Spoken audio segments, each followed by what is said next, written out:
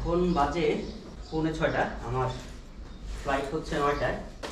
এখানটার মধ্যে আমার প্রয়োজনীয় সব ডকুমেন্ট নিয়ে নিয়েছি। উবার কল দিয়েছিলাম, উবার ইতিমধ্যে চলে এসেছে। আর আমার বাসা যেহেতু উত্তরায় ছিল, আমার এয়ারপোর্টে আসতে 15 মিনিটের মতো সময় লাগলো। আমি এখন আছি কলকাতা এয়ারপোর্টে। এখানে আমার ট্রানজিট হচ্ছে 12 ঘন্টা, প্রায় 6 ঘন্টার মতন হয়ে গেছে। আরও 6 ঘন্টা অপেক্ষা করতে হবে। তারপর এখান থেকে সরাসরি চলে যাব হানয়তে। এটা হচ্ছে ভিয়েতনামে আমার সকালের নাস্তা। এয়ারপোর্টে সেরে যাচ্ছি, যেহেতু বাসে যাব একটু সময় লেগে যাবে। আর দেখি খাবারটা আসলে কেমন।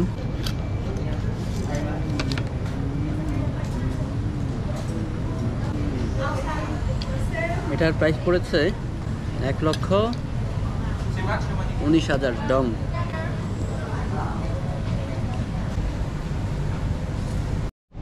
মোটামুটি আমি 4 ঘন্টার মতো অপেক্ষা করছি। এখন সকাল 6টা, বাইরে মোটামুটি ফর্সা হয়ে গেছে। এখন আমি চলে যাব হানয় ওল্ড সিটিতে। বাসে যাওয়ার চেষ্টা করব। আমি বাস পেয়ে গেছি। আমার খরচ হচ্ছে 45,000 ডং, যেটা বাংলা টাকায় আসে 220 টাকার কাছাকাছি। আর 1 টাকা সমান ভিয়েতনাম হচ্ছে 205 টাকা।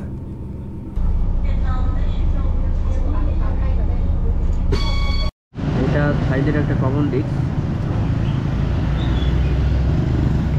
এটা একটা স্যুপের মতো করা হয়েছে, যেটা হচ্ছে পেঁপে আছে। এটা হচ্ছে রাইস দিয়ে বানানো হয়েছে। এটা হচ্ছে এটা ভেজিটেবলটা দেখে মনে হয়েছে জঙ্গলের সব লতা পাতা উঠায় নিয়ে আসছে। ভিয়েতনামে রাইসগুলো অনেকটা শ্যামাইয়ের মতো করে রান্না করে, আর খেতে খারাপ না। আমি এখন আছি হানয় ওল্ড কোয়ার্টারে। আর ওল্ড কোয়ার্টারের পাশেই এই লেকটা। এখানে খাবার দেওয়া হচ্ছে, রুটি দেওয়া হচ্ছে, এক ভদ্র মহিলা দিয়ে যাচ্ছেন। আর এইখানকার পরিবেশটা অনেকটা ওই ধানমন্ডি লেকের মতন। আমি একটু হেঁটে অংশটা দেখাই।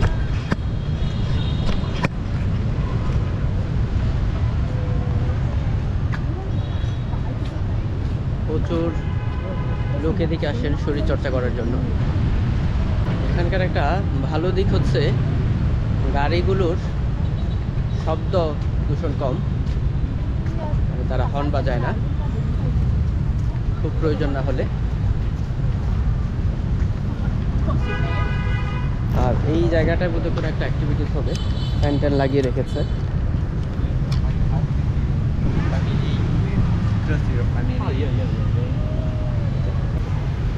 এখন হচ্ছে বিকেল বাজে। এখন টাইমটা হচ্ছে 5:15। চমৎকার একটা ওয়েদার। এখানেও শরীরচর্চা করা হচ্ছে, শুধুমাত্র মহিলারা এখানে অংশগ্রহণ করেছেন।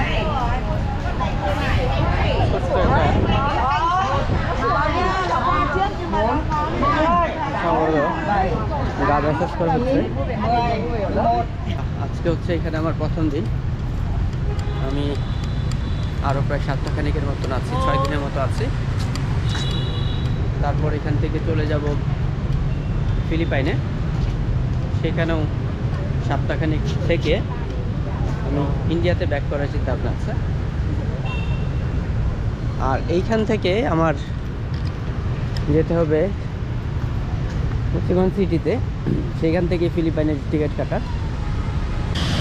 এটা হচ্ছে আইসক্রিম শপ, মেবি কালার দেখে তাই মনে হচ্ছে। আর এখানে এক ধরনের পোকা ডাকছে, সম্ভবত এটা জিজি পোকা নামে পরিচিত।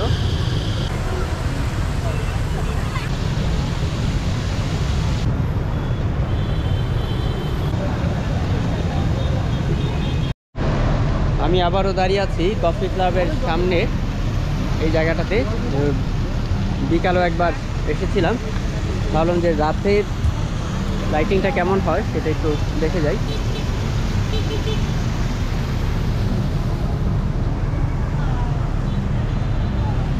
এখন হানয় শহরটা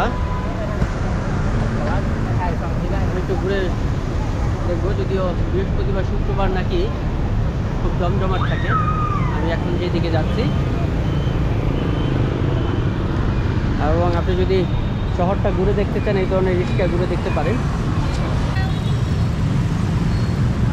ছোট ছোট ভিডিও ক্লিপের মাধ্যমে আমি একটু আপনাদের দেখাতে চেষ্টা করি হানয়ের ওল্ড সিটিটা আসলে রাতে কেমন দেখায়। আমি এখন আখের শরবত খাবো, যার দাম হচ্ছে 10,000 ডং, বাংলা টাকায় 55 টাকার মতো।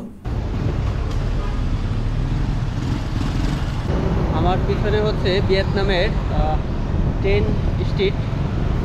আমি সেদিকে যাব এখন, 10 স্ট্রিটের দিকে। জানি না ট্রেন কখন আসবে।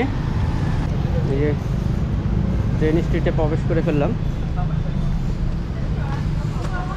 এখানকার মাঝখানের অংশটা একটু নিচু।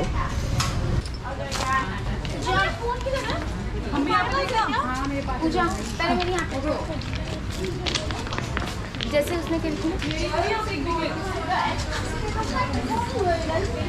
মনে হচ্ছে না এখন আসবে, কারণ দেখছি আমি খালি, সম্ভবত বিকেলের দিকে আসবে। আর দেখা যাক, সামনে আরেকটা অংশ আছে, সেটা বোধহয় আর একটু বেশি ক্রাউড। আর আমি গেছিলাম প্রতিবান সিটির ট্রেনের টিকিট কাটার জন্য। প্রাইস দেখলাম $75, যেটা বাংলা টাকায় আসে প্রায় 9,000-এর মতো। যেহেতু আমি আরও, আজকে হচ্ছে 23 তারিখ, আমি 28 তারিখ পর্যন্ত আছি ভিয়েতনামে। 25-26 তারিখের দিকে প্রতিবান সিটিতে চলে যেতে হবে। যেহেতু সময় আছে, আমি কালকে ট্রাই করব থাই এম্বাসিতে গিয়ে থাইল্যান্ডের ভিসাটা নেওয়া যায় কিনা। এখন গিয়েছিলাম, এখন বাজে 3টা, 9টা থেকে 12টা পর্যন্ত খোলা থাকে ভিসা সার্ভিসের জন্য। কালকে সকাল সকাল উঠে থাইল্যান্ড এম্বাসিতে চলে আসতে হবে। আর সামনের যে জায়গাটা সেটা বোধহয় আর খুব বেশি জমজমাট। আমি এখন স্ট্রিটের দিকে, ট্রেন স্ট্রিটের দিকে চলে যাচ্ছি। আরেকটা অংশ এইটা আর একটু বেশি জমজমাট। ট্রেন স্টেশনে বসে একটা কফি অর্ডার করেছি। জিজ্ঞেস করলাম ট্রেন কখন আসবে, বলতেছে রাতে আসবে। রাতে আসলে রাত পর্যন্ত থাকা সম্ভব না, আমি হয়তো চলে যাব কফিটা খেয়ে। আর এই জায়গাটা খারাপ না, মানে আড্ডা দেওয়ার জন্য চমৎকার একটা জায়গা, চমৎকার সময় কেটে যাবে।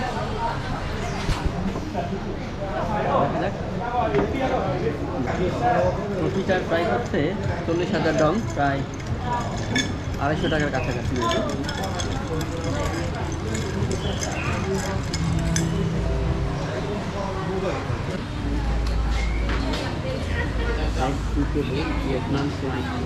আমি চলে যাচ্ছি। আজকে ট্রেন আর দেখা সম্ভবত হবে না, 7:20-এর দিকে ট্রেন আসবে। এখন বাজে 5টা। আগামীকালকে সকালে বেশ কয়েকটা ট্রেন আছে, 6টা একটা, 7টা একটা, 8টা একটা, আর একটা হচ্ছে 11:20-এ।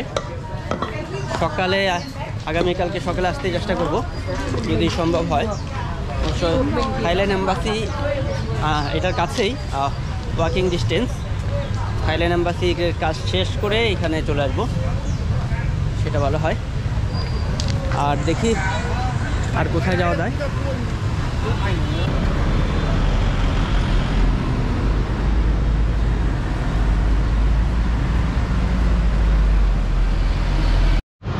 আমি এখন দাঁড়িয়ে আছি হো চি মিনের সমাধির পাশে। আমার পিছনে হচ্ছে হো চি মিনের সমাধি, সেখানে সম্ভবত যাওয়া যাবে, সম্ভবত গেটটার দিকে। আর এইখানে যে হলুদ বিল্ডিংটা দেখা যাচ্ছে সেটা হচ্ছে প্রেসিডেন্টাল প্যালেস, সরকারি বিভিন্ন ভবন এই জায়গাটায়।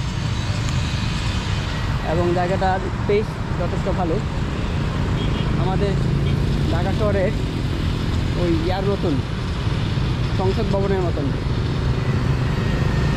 এরিয়া, চারপাশ দিয়ে রাস্তা। হো চি মিনের সমাধির ভিতরে চলে আসলাম, মানে এরিয়ার ভিতরে। এখানে আসতে হলে আপনাকে নিরাপত্তা বলয়ের ভিতর দিয়ে আসতে হবে, একটা চেকপোস্ট আছে। আর এইখানে এসে আপনি জগিং করতে পারবেন।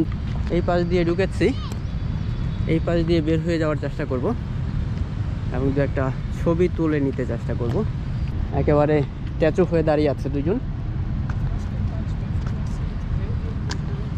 এটা হচ্ছে রাতের ট্রেন স্ট্রিটের ভিউ, খুব সুন্দর লাইটিং করা।